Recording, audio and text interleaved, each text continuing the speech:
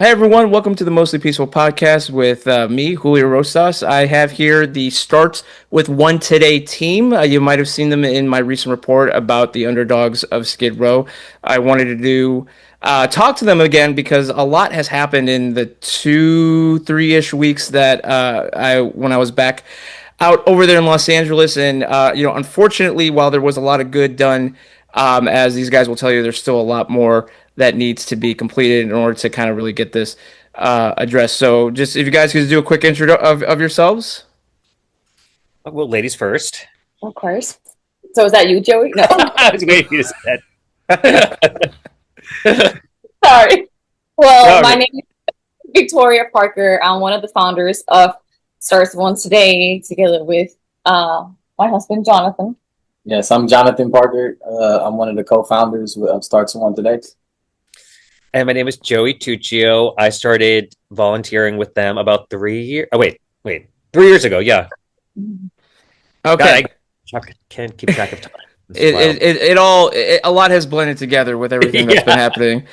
Okay, so just to kind of kick things off, then we when I was with you guys, we had three dogs specifically that you guys took off of Skid Row and got into care. So you guys can kind of take turns of which ones you want to talk about. But what's been kind of the update with them? How's their what's their outlook after you guys got them off the street?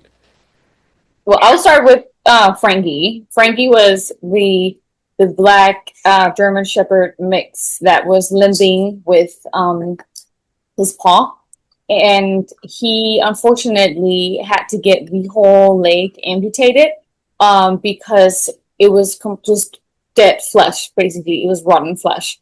And we have heard rumors from other people that live nearby this particular I don't want to call him owner, but owner of the dog, that he got high and he actually was picking on it with a tweezer, his paw, and that's how the paw got infected. And he's in a foster right now, and we just got a little bit of a word that the foster might be falling for Frankie and might want to keep. But Frankie's going through a transition of getting used to having three legs and is a little bit depressed, obviously, right? And then unfortunately yesterday, as we were doing our Sundays in Skid Row outreach, we saw the same owner. He was high out of his mind, and he had obtained a new dog, a very, very skinny German Shepherd. And he was so high that he was refusing to let the dog use his front paws. And so he had to walk on his back paws. He tried to ride the dog, and the dog was obviously terrified of him. And then he tried to almost drown the dog in the fire hydrant. As you know, they opened the fire hydrants to get free water from the city. And he then shoved his face into the fire hydrant. And Jonathan had to kind of intervene and yell at him. He was like, "Oh, I'm just trying to give the dog water," but the pressure is so high that the dog was just Shaking, and he was the dog wasn't even being able to take the water. It's like literally, and I'm just telling him, bro, we got dog supplies. We can give you a bowl for the dog, and he just disrespected me, calling me all kind of names, talking about I don't know what I'm talking about. And I told him, you don't need a dog. You really don't. We already took one of your dogs. You don't need another. And he had already forgotten about the other dog. Yeah. He was like, he don't remember that he had a dog before. So this misconception of these dogs are everyone's precious companion in Skid Row is 99% of the time false, right? Yeah. But he forgot that he had a dog 2 weeks ago that we took to an emergency vet, and he was there with the dog and everything. Like, he forgot all of that. Like, he doesn't even remember we exist or the dog. So I mean, on one hand, that's good, so that he doesn't hold a vendetta against you guys, because I know, as I've learned, that tends to happen with the ones who do remember. And so the one dog, I knew the dog as Bishop because that was the first name, but I think the new name is Cleo, right? Cleo. Yeah. So How's she doing? she's doing amazing. So what happens on Skid Row one week? I mean, it could be 180 degrees from what happens the next week. We'll see a dog on one Sunday that's doing well. The next Sunday, the dog is dead, kidnapped, sold, abandoned. The owner doesn't know where the dog is. Didn't even know they had a dog in the first place. Pregnant, whatever. So Cleo, she was healthy and relatively happy like a few weeks before we actually saw her in the condition that we did when we were there. And it's just the transformation from her a few weeks before we saw her to when we did see her. She was a skeleton, scars all over her, not only just scars, but like full infections in all the wounds. Could barely stand up. All her blood levels were wrong, abnormal. I mean, she had eye mucus. I mean, she was a disaster. And it was the vet was keeping us up to date with everything when she was at the emergency, that they had to do surgeries to just literally, sorry, it's a little graphic, but drain all the infection out of all of her wounds. And one thing that was quite alarming was that none of the wounds were from dog bites. So it was most likely by a human. So she was in intensive care for a week. She was separated from the other dogs. She was in a cage for a while. But now she's with the foster. She's doing so good. We just got some videos of her playing. She's so happy. Most of her wounds have healed, and she's gaining her mass back, which is great. She's eating like a champ. She's really learning to like trust again, which is to me something that I always find so interesting with these dogs that we get from, Skid Row, the surrounding areas, that have just been so abused and discarded and abandoned and tortured and whatever. And they always come back to love and trust. So that's what she's doing now. And I think we should add that her organs were basically her kidney and her liver was basically failing. Her numbers were so bad that they weren't even like on the scale. So we had to pay for blood work every single day for 9 days, which is also what ranked up the bill.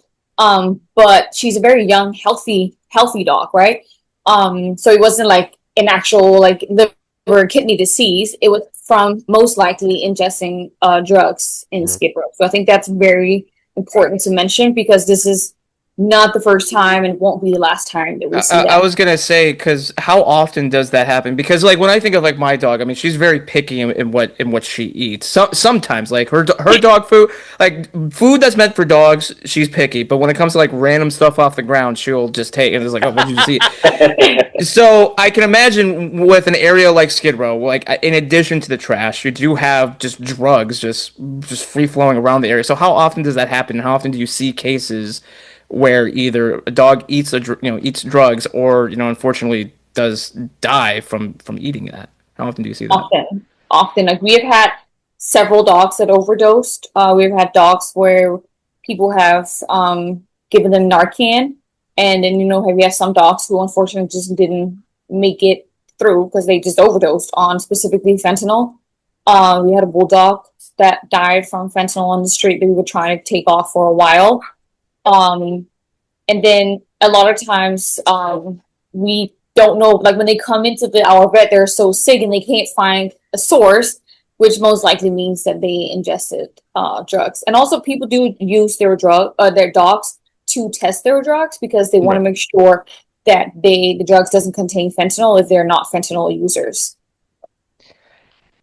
Okay, so the question that a lot of people that I saw with the report that I did, and obviously that I wonder too, because I mean when I was with you guys, and I'll be the first to admit that like this is the first time, I've covered a lot of crazy things, a lot of sad things, but this was the first time, and this was at the end. This was with the three-legged dog. Now it was at that point where like I started crying like, and I was trying my best to keep it together. And I cried a couple times as I was putting everything together, because I had to rewatch everything and like, just start thinking about it again in vivid detail to remember. So how do you guys, as people who see this all the time and you post about it all the time, how do you guys manage that? Because, and I know right before we were recording, I was telling Joey that I follow him, but I've also tried not to follow him because of the constant updates. I mean, it's good. Like, yes, it's good that people are being made aware of what's happening. But I mean, yeah, how do you guys manage to deal with seeing such horrific things? We'll go with Victoria and Jonathan first. Okay, there we go. Honestly, it drives me crazy. I'm not gonna lie, because it's like you want to do them the same way they treat these dogs. You want to go violent. But you can't. So we got to follow rules and regulations in order to let certain processes go. So it's just hard to be able to hold back your true feelings on how you want to react to a situation when somebody's being abused and they can't defend themselves. It's like a child. When children are getting mistreated or treated a certain kind of way, you want to act out and do something, but you can't do it, and people don't see that we have to go through so many channels, and the first person they blame is probably Joey or us, just letting us know that we're the ones that's actually calling the police, calling the animal control, when all actuality we're not. It's the people. The people around them are looking at this and seeing the abuse going on, but they're so scared down there on Skid Row to do something because they're scared of the reaction of people. You're a snitch, or we'll kick your ass. Because they got to be there every day. We go and we come. We can go back home. They really have to still be there and to be around the people, so they're kind of nervous. So we have to deal with that, because now we have to report certain things that I feel we can't really report, pertaining that we don't have the proper witness to say, okay, this is what's going on and this is what's happening. So, it's very difficult. And, on my standing point, it's like just to see someone that's helpless, a helpless animal, being treated in such a form of fashion. I don't think, it's just heartbreaking. Like you say, it make you want to cry. But, that's just how it is. I've never seen Jonathan cry. I don't even know what I would do if I saw you cry. I would be devastated. Sorry, Victoria. But you also get a little desensitized, unfortunately, to seeing it. Like, I think you would kind of I think you would kind of have to if you want to be able to keep doing it. I mean, obviously not totally, but you kind of have to I think that's a natural response. I mean, honestly, let's just keep it real. You came down there with us, and you seen we're about to leave, and then we pick up another dog, and that was the dog with the messed up leg, and it just happened to be like that. And that's just a normal day on Skid Row. And it's random days like that we see this happen all the time. So it's just like, it's an ongoing process, but it has to be some type of law enforced in order for it to stop, because we can only do so much being a rescue. When we're a rescue, we only can, we can take it to the authorities, and then they can't even do nothing. You know what I mean? So it's like, it has to be on a higher chain of command that allow us to really do our job and rescue these animals. If not, it's going to be a cycle. Keep on going on and keep on happening, because all they're doing is breeding more dogs. That's all they're doing. Let's just be honest. A dog is born every day. Sorry, Victoria, I didn't mean to cut you off, but what else were you going to say? No, you get, unfortunately, so used to seeing the suffering, both for the people and the animals and children, and it just kind of becomes a norm, right? But it also makes it hard to say no when people send us photos and videos.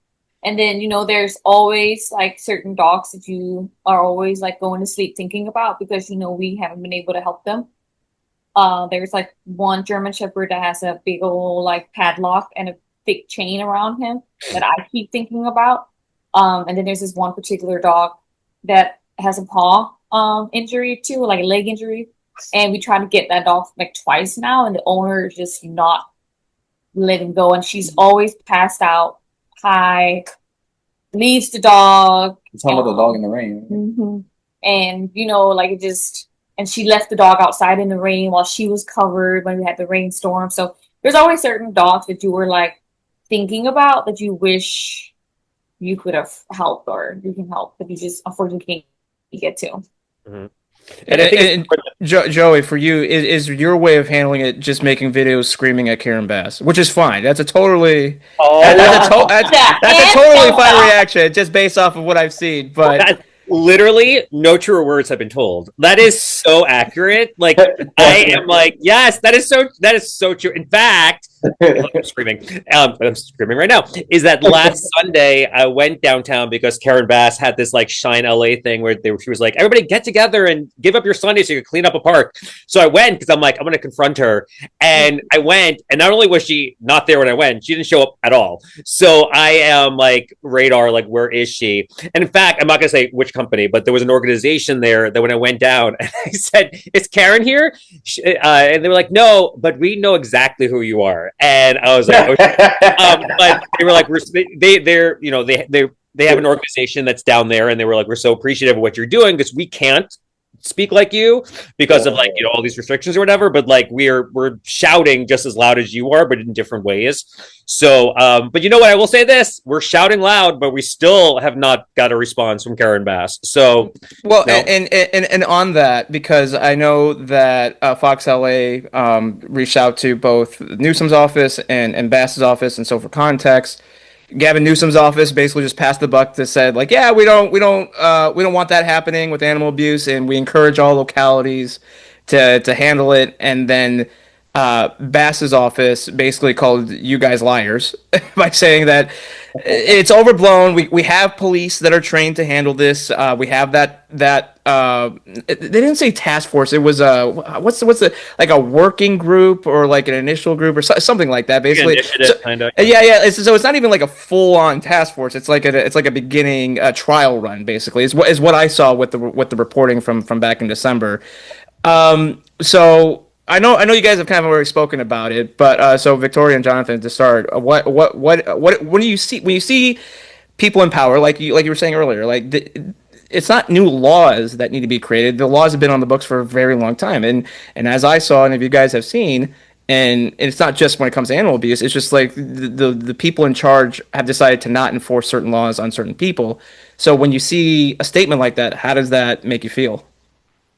I'm just like shook to the core that you can actually say that the animals continue not to be neglected when it's not like a thing of like, do you agree with it or not? Like there's a picture, there's video showing it. So it's not about you and I just disagreeing on like how to approach it. It's you were literally like, you might as well have said, there's nobody living in Thames and Skid Row. Where it's like, what?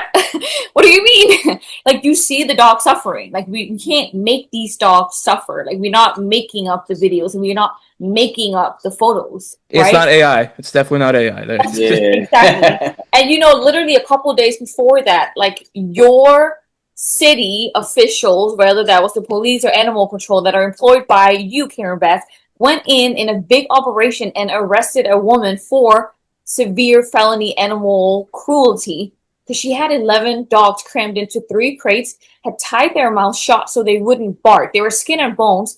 Your people arrested that lady for that crime just 3 days after you said there is no animal abuse and neglect in Skid Row. So are you saying that the people that work for you are also lying? So in my head, I'm like, there's like, how can you possibly say that unless you just don't give an F? Like, that's literally my only response. No, I just think they don't care. Like, it's like it doesn't have nothing to do with their God. It's just not on their agenda for certain things. And I honestly I can't get mad nor upset. You know, I mean, that's just your opinion because we're in an opinionated state, so everybody gets their own opinion. But is it right? No, that doesn't make it right. And I don't feel that just because you're unhoused that your rules don't apply to the taxpayers. That people that are paying taxes, you should be really have a different rule, basically saying that you should do what you're supposed to do, even more pertaining that you're not paying taxes.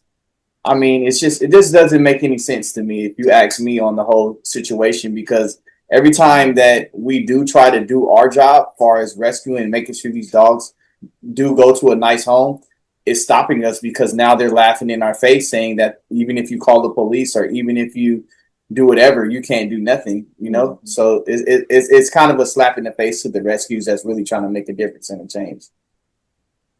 Joey, I know you got something to say, so just say it. Yeah. Baby Jonathan, cover your ears. So is she has no idea what she's doing. She has zero idea. Last year, she went on ABC and said, quote, the animals on Skid Row are not neglected, end quote. Cut to, we made all this noise that she couldn't deny it anymore, that there had to be this initiative created because there was too much neglect and abuse on Skid Row. So she literally doesn't know what's going on. We've been there many times, weekly. I go weekly, almost weekly, for the past 3 years, and Jonathan and Victoria are always there every week. We've never seen her there. In fact, we've never seen any council people there, to be honest. The fact that she just waffles so much. I ran into her deputy mayor, Jackie Hamilton, a couple of months ago, and we had maybe it was more my side, had a bit of a confrontation with her. And she said, and I have this on video, that she's been going for 12 years. And I said, then why are you here today? And she's like, well, I'm here to learn. And I'm like, we're all this learning and investigating and figuring things out. It's like it's just people and animals are dying while they're comparing notes. And it's so frustrating. And that's why I always tell people, any Sunday when I go, I always try to bring somebody new. Somebody has never been to Skid Row before, doesn't know what's going on, maybe doesn't even know that there's an animal crisis, because I want them to see it themselves. So they don't trust me. They don't trust Karen Bass. They see it with their own eyes. And everybody I brought to Skid Row on a Sunday or whenever, we leave and they're just silent the whole way back to their house. So like, what? They hold perspective with everything. Yeah, it puts everything in perspective. And a lot of them, go and they've started their own kind of, rescues or kind of the movements or whatever initiatives. And they go every Sunday and they see, and they're like, we can't sleep anymore knowing this is going on. Knowing this is going on. Yeah, it's tough. And so with that, I saw that you guys had a write up in the Daily Mail. Obviously, like I said, you had Fox LA kind of do kind of a report about it with the statements. Have you seen some newfound interest recently, or is it? Do you guys think that it's kind of finally breaking through beyond just people who are focused on kind of homeless problems in Skid Row? I think that yes, I definitely feel like there's people who didn't really even know there was a crisis, whether they live in California or not. And for me personally, the biggest thing is we have to keep on. And that's why when you had your video that posted and so many people saw it, it's like, that is so important, not only to raise awareness, we have to keep making Karen Bass, Isabel Jurado, Jackie Hamilton, Hilda Solis, Governor Newsom to sweat, to continue to sweat, because we're never going to stop, and we have to keep getting attention to it. So the fingers always point to them and say, you can't escape this. Right. Because I think if you let go of the pressure, I think, it's just going to go back to how it's been. Because, Skid Row is not a new thing. The dog neglect in Skid Row is not a new thing. I made personally the first call to animal control about the whole dog fighting ring back like 9 years ago now. And it's been going on for years, but because nobody has put eyes on it, like the police down there just kind of like swept it under the rug when they drive around. Animal control just kind of swept it under the rug, like going to other areas, right? But I think if you just keep the eyes on it and just keep saying it's happening. And the good thing about it is that it's new stuff happening every day. So we are not like feeding a dead horse. It's not the same dog from 2 years ago. So they can't say it's getting better, because it's not, because every day we get at least 1 to 5 calls saying new dog is abused, a new cat is abused, like a dog is left, a dog is tied up, a dog is bitten, a dog was shot, a dog was stabbed. Something is happening. And I think that we have to keep speaking up, like no matter how many big organizations are blocking us online, no matter how much Karen Bass says we are lying, like we are not going to stop. Like we are not funded by the city. We don't get any grants, nothing. We are completely funded by people, listening, watching us on social media, which gives us the leverage to keep speaking up. We don't have to have a second agenda, because we don't get any government funding. So we can really speak the truth, because we are not relying on Karen's office to pay for whatever we were doing, right? So there is no hidden agenda. None of us gets paid to do what we do. We do this on our spare time. So for us to keep doing it means that there really is a real problem going on. Well, you're telling me you didn't get the $24 billion that the state and city invested in? Wow, I feel like that We would get have. paid $0, $0. So to Victoria's point, I think it's really important because it's like there are organizations making so much money, and they make the money when there's chaos on the streets. So why would they want it to stop? So well, we don't get paid, so we're like, can we end this tomorrow so we can get back to our normal lives? And has there okay? So with you guys having been out there for a while, and we're going to talk about the other side, the government side of things after this.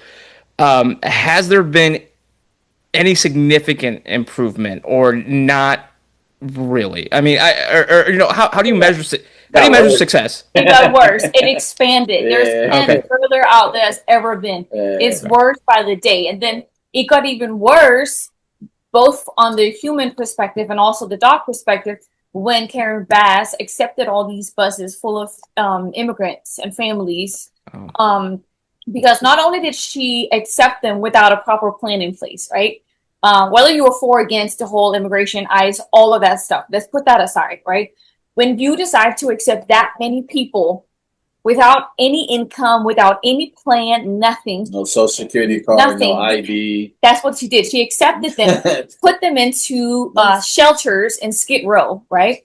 And they have no form of IDs. They have no way of securing a job. But then after a couple of months, they now have to put money into a savings account at the shelter to maintain their spot, right? That now forced them out in Skid Row, in the streets, which is why there's now a whole street that's been taken over by the immigrants where they live in RVs. And now what they're seeing is that, oh, you breed an animal, you can make money. So now not only is the human still suffering, and there are more people in Skid Row, a whole new demographic of people that's never ever been there. They are now also resourcing to using animals as a currency. That's how we found Cleo, right? Yeah. From one of the immigrants who obtained her, wanted to breed her to make money. So it's like a whole cycle of both humans and the animals that are suffering from that initiative by accepting them into our state. And so with the government side of things, and that's the other aspect that I didn't realize how bad it was there, because not only are we having problems, or you guys are having problems, not just in Skid Row, because like I see you guys, posting dogs that you get from all over LA and LA County, but it's the county shelters themselves who are also have these significant problems in terms of animal welfare. And in Victoria, when we went to the shelter in South Central, that was pretty eye-opening, seeing how many dogs that haven't been let out of their cages in a long time, and they're all riled up because they're caged up and not being adequately taken care of, to put it mildly. So what's the big takeaway with how the shelter system is being managed and how that's negatively affecting the dogs? Like what's the top view? I'll just say that one of the biggest things is there's no urgency. There's zero urgency when it comes to, anything that's going on with the animal crisis, but there's zero urgency when it comes to this. One of the reasons why there was not the main reason why there was the dogs were in the cages for so long, is that there was a Giardia outbreak, which is a very common parasite that most dogs get that we rescue. So I think that was a little overboard. But there's no public, like they don't let the public know what's going on. So, and I've attended enough meetings, and I've made it very clear I'm not attending any more meetings with animal services or anything, because it's such a waste of time. But they'll have like beautiful graphics and dogs smiling, and it's like rainbows and unicorns. So there's no urgency. So if I was a civilian, if I was a normal, non-crazy civilian, so ingrained with the animal crisis, I'd be like, all these pictures of dogs smiling. Everything's great. Everything's perfect. Why would I go to a shelter on a Sunday and if everything's fine, but it's not fine? So this lying, this the mystery that they keep doing is insane. I mean, in Lancaster, which is a county shelter, there was a huge massacre of dogs, hundreds and hundreds of dogs, because there was I think it was either distemper or parvo, either one's horrendous, but they put down dogs that they didn't even test, so it was just a crisis. And Catherine Barger, who is the LA supervisor there, she never posted about it. She's always posting about dogs in shelters like Agora, which is, obviously good, that, any dog gets seen, but shelters like Agora, they have such good turnover of dogs. A lot get out, where Lancaster and Palmdale, which is also in her jurisdiction, a lot of the dogs do not get out, and they get like maybe 5 days to be seen before they're put down. So it's a lot of like, okay, don't look over here, look at the success. So we're being like, okay, well, we can look a little bit at the success, but more importantly, let's look at the animals and the crises happening over here, because it's life or death. So it is about people ringing the alarms and telling people what's going on. And I've yet to see anybody in office really doing that. So it's really frustrating that they just kind of hide it because the dogs can't speak. So whatever, we'll just hide them. No, for sure. I couldn't agree more. And I think it also goes hand in hand with, you don't want to enforce laws really in LA. You're so scared to enforce the law because, like, oh, people are not going to vote for you if you enforce the law, right? Well, if people break like the law, like, I think you have to enforce the law. Like, that's kind of what goes hand in hand, right? That's why we have law. So, like, if you break the law, unfortunately the law has to be enforced, right? It's just laughing. I'm sorry. It's funny to hear you say that but I mean, right? Because it's not just related to homelessness or dogs. It's a lot of things, and that's why people write LA off, right? And I think that's part of the problem, where understandably it's like, it's not my monkey, it's not my circus. Who cares what's going on? But at the same time, I think it's like, no, like, this is a major American city. This is like a world famous city for many reasons. Like, why should we let these problems fester for so long, especially when the problems are so obvious? There's a lot of suffering. There's a lot of death, humans and animals alike. And again, that's just one part of the issue. And so, to kind of put a bow on it for each of you, then, and Victoria, we'll start with you. What's the main thing that you want people to know with about the issue, and how they can help if they want to help? I think the main thing to let people know is there are laws. There are spay and neuter laws. There are, laws that you cannot do certain things to animals, but they are not being enforced because people commenting, oh my gosh, we need to change that. Wait, the spay or neuter, why are they not spaying and neutering their dogs? Well, we don't know why they don't have to enforce the laws in Skid Row, right? But I think that's very important that people understand that law are already there, right? If you want to see a change, you have to force the politicians, Karen Bass, the city, to enforce those laws, even for the people that are down on their luck or choose to stay in Skid Row, right? That's the only way that we can get ourselves out of this crisis. If you are just, very black and white with, no, this is not happening to the animals in Skid Row from the police standpoint, from the animal services standpoint. And instead of this, like, cuddling, hand holding, let's give you a dog leash, like, how is that going to save Frankie and his 3 legs? Like, a dog leash is not the problem, right? And they always want to do this cuddling approach of like, yeah, let's set up an event where we could give out free supplies. We give out free supplies every single day. You can call us and get free supplies. That's not the problem. We've been doing that for a long time, right? We offer free vetting every single day of the year. We offer free spay and neuter to every single person in Skid Row. That is not the problem. So please, let's not try to say that let's offer this from a city perspective. It's already being offered, right? More people in Skid Row have our numbers than they have for real help that are being paid for by the city. Like, if they really need help, we have hundreds of people that know how to reach out to us, whether they need a bike for their kid, they need dog food, they need their dog spayed. Like, they have our resource, right? They know how to get these services So that's not the problem. And I think that's very important for people to understand, because unless we don't get over that like understanding, we can't really solve the problem, because then we get like stuck on the first step of what the problem is. And then if you are listening and you really want to make a difference, open your home up to foster a large dog. Like, stop with the excuses. Every time you're sitting there thinking, I don't know, it's kind of inconvenient. Like, my dog's not the biggest fan of other dogs you can hear here. We can work that out. We have a trainer on board. Like, we will help you get set up for success, right? All dogs can learn how to coexist. So if you really want to be part of this solution, like, help us foster dogs, like large dogs, because that's how we can get more dogs off Skid Row. So, right? Yeah, and spay and neuter. What? That's who. Spay and neuter your dogs. Please, it's too many dogs. Yeah, and Joey, we'll get to you in a second, because the other thing that I noticed that people were saying is that, like, because like, for example, when my mom's like, they're so lucky that I don't live in Los Angeles anymore, because I would take all the dogs. And I'd be like, and I have to say, Mom, I understand, but you can't do that because you get arrested. Well, why should I be arrested? Because it's like, So because that's considered their property now. Right, exactly. Like unfortunately, they would enforce the law on you, but they won't do it for them. It's like, well, that's not fair. I'm like, yeah, well, welcome to Los Angeles.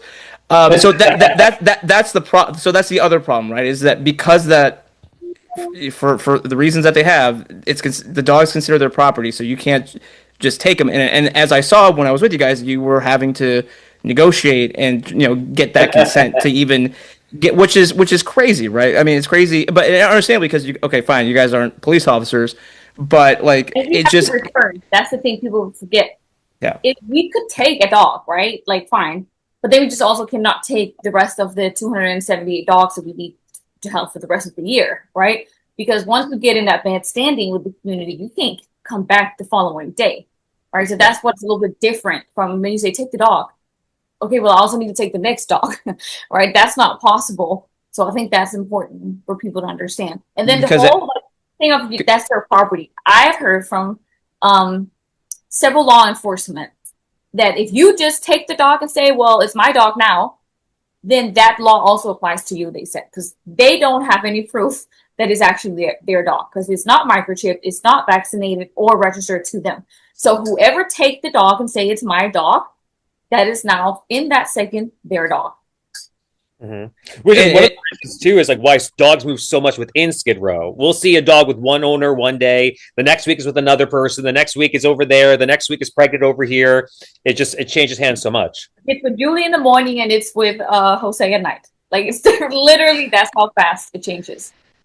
Yeah, and as you guys were saying, if you could take the dog away and they just have another one right after that, because there's unfortunately that many. But yeah, so Joey, what's the main thing that you want people to know, and about the situation and how they can help? I mean, to your point, we do get a lot of people from out of state or out of the country who, they can't obviously foster or adopt, or they don't know what to do, or it's just overwhelming, which I totally understand.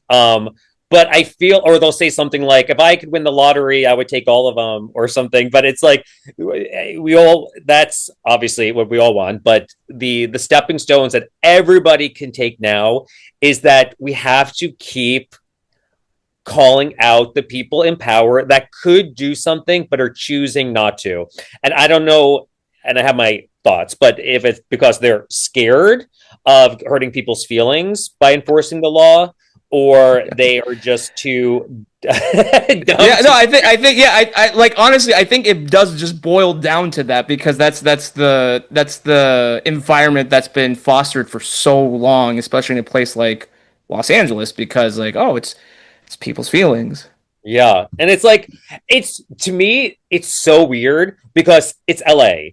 and people are very compassionate. We're all compassionate, and yes, you could feel bad for somebody who's homeless. Of course, we all do. But why are you not feeling bad for the dogs that are getting their legs amputated? Like, why is it like? And I think because it's so gruesome, people don't even want to acknowledge it. But to go back to your question, I feel like what everybody needs to do is they need to continue to put the pressure on Karen Bass and Newsom and the council people that oversee Skid Row, like Isabel Horado, or the supervisors like Hilda Solis, and keep on sharing posts. And if the minimum that anybody can do is that they see a post, whether it's with us or any rescue, is just share the post. You never know who's going to see it. You never know if you're going to get Julio to see it, and they come to Skid Row and they, or to whatever your cause is, and they shine light to it. And I will say this, Julio, ever since your segment came out, whenever now, a lot of times when we post it starts trending because people are more they see what's going on and there's more public awareness.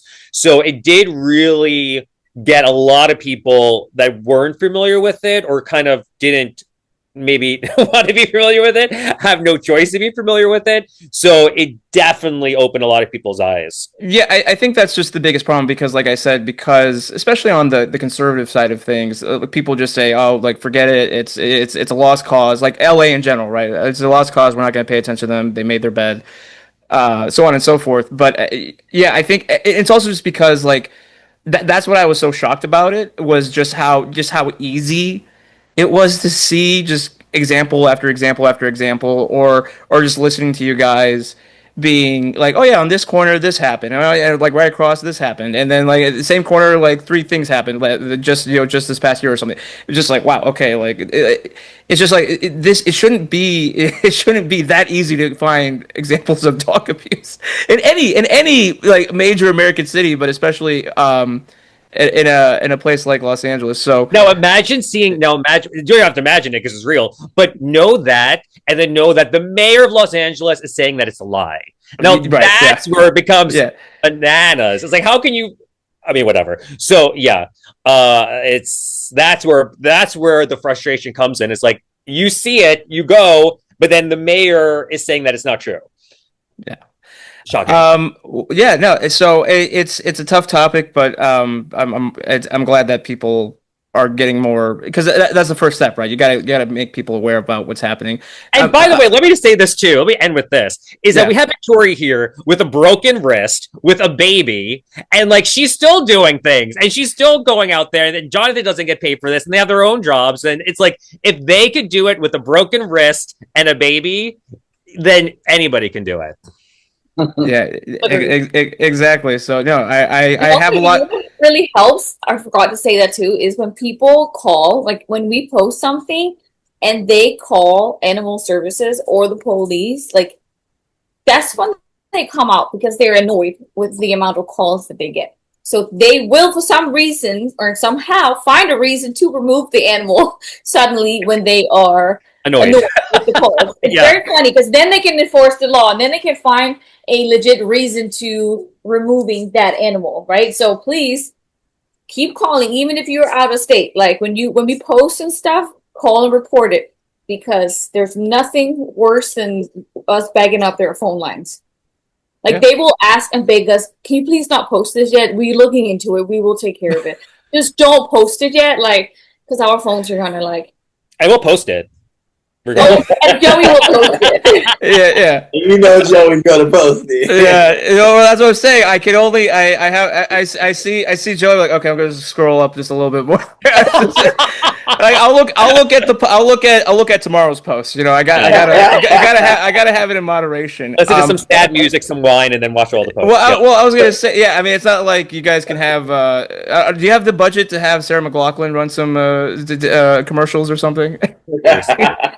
Seriously, we got to do something. But yeah, I have a lot of respect for you guys. You know, we each have our passions. I have mine. And obviously, you know, this is near and dear to my heart and many others. So, very, very happy that, like I said, at least the awareness is starting to be spread around a bit. So, And thank you so much for coming. That it meant so much. And not only coming, but like staying. We've had a couple people come and they come for like 1 second. Like, okay, we have a video. We're excited. We're going to post it. We won't say who, but it's like, then they post it. I'm like, it's so clear that that person came for the wrong reason, but you stayed for hours, and that's and you ran with us, running the street. Yeah. I appreciate that. I witnessed that for myself. You were running, and every dog we see, you would come. I don't like coming to Los Angeles, so when I'm there, I want to accomplish the mission before going home. So I'm more than happy to do it. And like I said, I look forward to well, maybe not look forward to, but I'm ready to go back out there again with y'all. So because unfortunately, I think it will be needed. So thank you all so much again for taking the time, and hopefully some more good can come out of this, and hopefully just more pressure could be put on the people that can actually do something to solve it. So thank you all very much. Oh, look at that! Oh, look at that! I don't know if you guys could see or just hear, but my one of my dogs has her head rested on me, and she's from Lancaster. She has 3 legs, and she's gonna whatever. I could go on and on, but Julio, thank you so much, and Karen Bass, if you're listening. That's it. More posts to come. There we go. All right. Thank you so much for listening and watching. Make sure to like and subscribe. Make sure to subscribe to the Substack, the YouTube channel, and also make sure to follow Starts This One Today. I know they didn't say it, and that's a sign of a good organization. But also, if you're able to, don't hesitate to donate, because a lot of the money does go towards the animals, because as I've seen, they are in rough shape. So thank you all very much. Thank you. Thank you.